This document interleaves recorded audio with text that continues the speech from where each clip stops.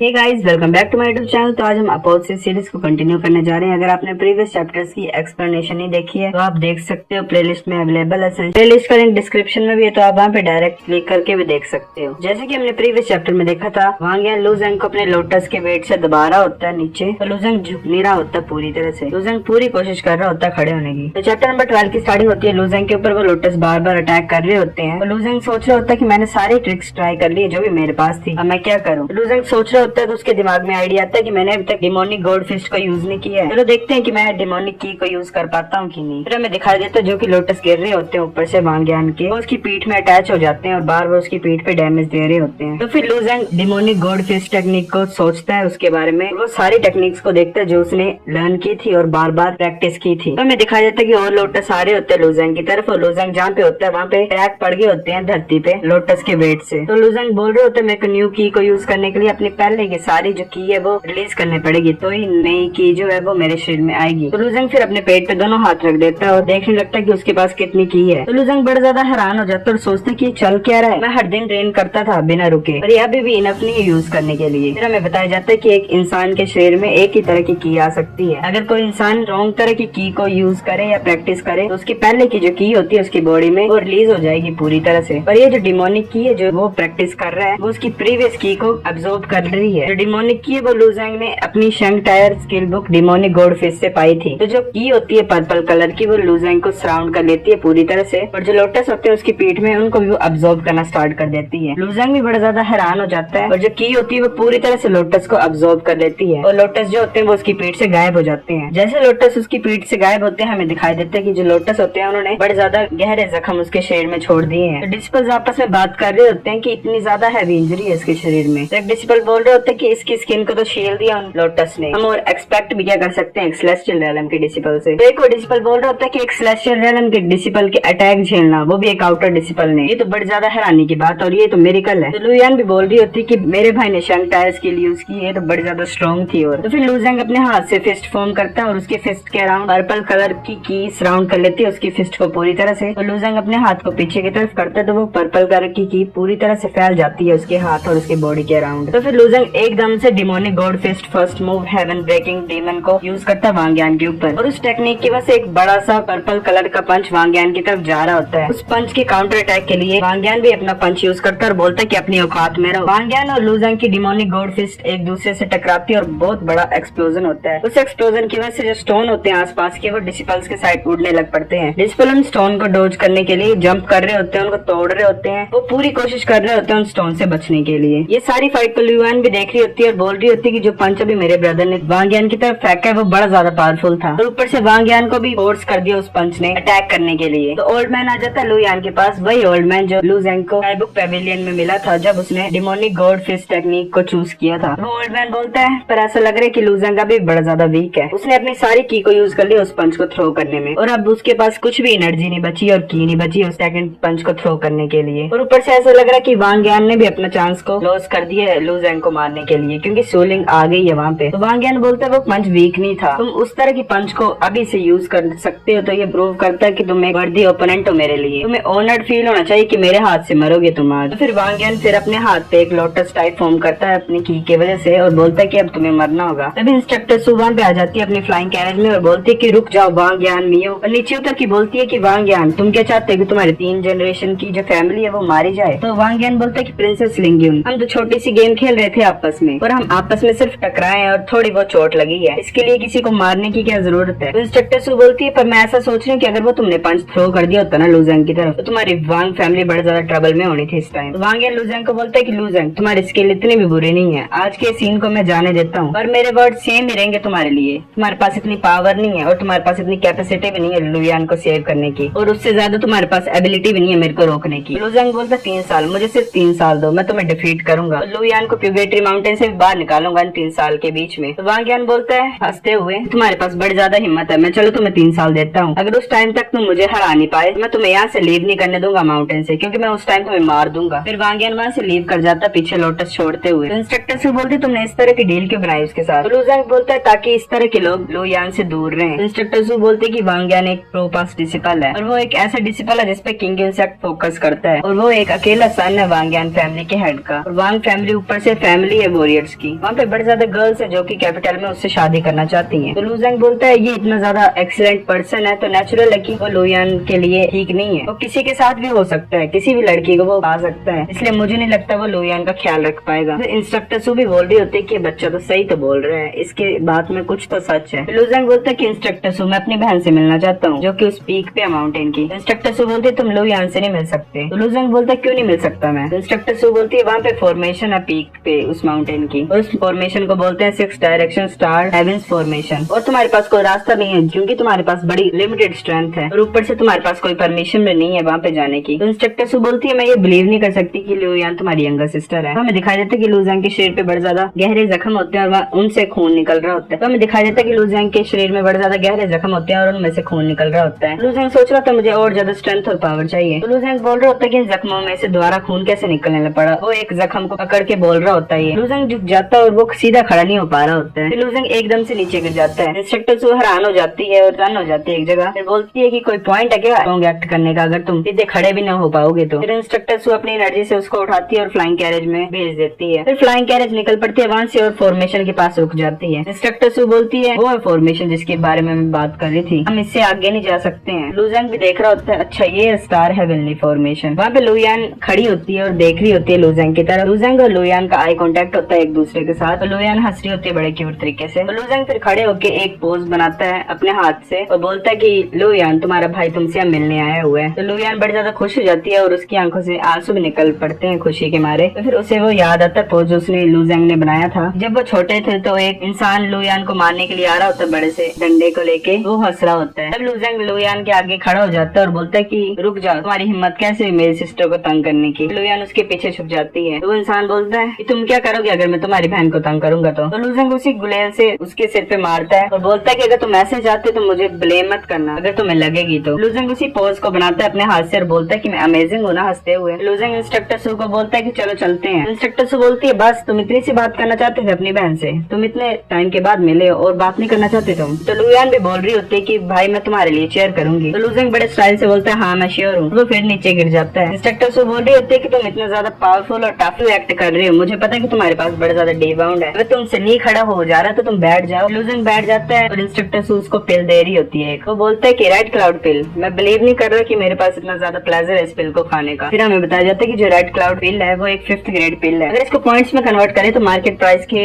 According ये 1000 points की होती है एक पिल। इंस्ट्रक्टर सू बोलते है तुम हर बार ट्रबल ही क्यों लाते हो बच्चे, तुम चुपचाप शांति से रह क्यों नहीं पाते हो। फिर इंस्ट्रक्टर सू उसको बोलती है कि मुंह खोलो और जबरदस्ती उसका मुंह खोल देती है और पिल उसके मुंह में डाल देती है, वो उसे खा जाता है। तो इंस्ट्रक्टर सू बोल रही होती है कि तुम्हें चिंता करने की जरूरत नहीं है, ये लेडी इसलिए तुम्हारे ऊपर इन्वेस्टमेंट कर दी है क्योंकि मुझे पता है कि तुम मेरी सुनोगे अगर मैं तुम्हारे ऊपर ये खर्चे करूंगी तो लू जेंग हमें दिखाई देता है कि वो सो गया होता है। दूसरे दिन लू जेंग उठता है और सोच रहा होता है कि मैं कितनी देर तक सोया हूँ। फिर वो डिमोनिक की को प्रैक्टिस करने की कोशिश करता है। डिमोनिक की मैनिफेस्ट हो जाती है उसके हाथों के आसपास। वो कंसंट्रेट कर रहा होता है और उसके दोनों हाथों के बीच एक ब्लैक कलर की फॉर्म होती है जो कि प्रीवियस की को खा रही होती है। फिर वो की लू जेंग के पूरे हाथ में फैल जाती है और लू जेंग उस की को अपने शरीर से बाहर निकालने की कोशिश करता है। वो की उसके शरीर से बाहर भी निकल आती है और वो की रिलीज में हाफ स्टेप स्काई रेलम में एंटर कर जाता है। 3 दिन बाद हमें जोजियान और मोकन दिखा जाते हैं। जोजियान बोल रहा होता है हाय ब्रदर लू। लू जेंग पीछे मुड़ के देखता है। फिर जोजियान बोलता है कि ब्रदर लू मैंने सुना है कि एक आउटर डिसिपल ने एक सेलेस्टियल रेलम के डिसिपल से फाइट की पुगेटरी माउंटेन में कुछ ही दिन पहले, तुम्हें पता है इसके बारे में कुछ भी थोड़ा बहुत भी। तो जोजियान कंटिन्यू करता है मैंने सुना था वो बैटल इतनी ज्यादा इंटेंस थी कि सेलेस्टियल रेलम के उस डिसिपल को भी अपनी इनिशिएट एनर्जी को यूज करना पड़ा था। तो लू जेंग बोलता है कि आगे तो ब्रदर वूजियान खड़े हुए हैं। तो वूजियान को आवाज डालता है कि आप बड़े ज्यादा अच्छे दिख रहे हो आज, तुम ऐसा क्यों लग रही है कि तुम कहीं पे रश में हो, तुम कहीं पे जाना चाहते हो बड़ी जल्दी। तो वूजियान बोलता है कि मैं क्योंकि सेक्ट को कुछ टाइम के लिए लीव कर रहा हूँ क्योंकि टियानलू ऑक्शन हाउस जो है वो आज बिग इवेंट को ऑर्गेनाइज कर रहा है। तो जोजियान हैरान हो जाता है, वो तो टियानलू ऑक्शन हाउस। मोकन बोलता है ब्रदर वूजियान अब मुझे ये मत बोलना कि तुम टियानलू जांग फैमिली के एक मेंबर हो। तो वूजियान अपना सिर हिला देता है। तो जोजियान बोलता है तुम ऐसे देख के नहीं पता लगा सकते कि कौन डिसिपल किस फैमिली से बिलोंग करता है, मैंने कभी नहीं सोचा था कि ब्रदर वूजियान जांग फैमिली से बिलोंग करता है। मोकन बोलता है कि टियानलू ऑक्शन हाउस में एंटर करना नॉर्मल पीपल के लिए बड़ा ज्यादा मुश्किल है। ब्रदर वूजियान क्या तुम हमें ऑक्शन हाउस में लेके जा सकते हो। तो लू जेंग बोल रहा होता है अगर सभी जा रहे हैं तो मुझे भी जाने दो, मैं भी फन करूंगा कुछ